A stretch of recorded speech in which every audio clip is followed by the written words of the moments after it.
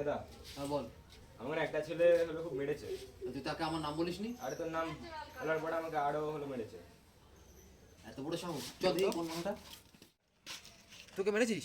তুই বল মেরেছিস বল। কখন মারলাম তোরে? তুই বল মেরেছিস? কখন মারলাম? আরে দাঁড়া, তুই জানিস না আমি কার ভাইও? না। তুই কেন মেরেছিস ওকে?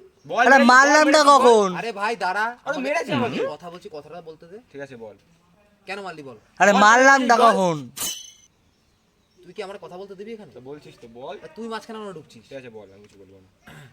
আর যেন নেক্সট টাইম যেন না শুনি। আর কেন মেরেছিস? মারবি মারবি আর বল। আরে মারলাম না কখন?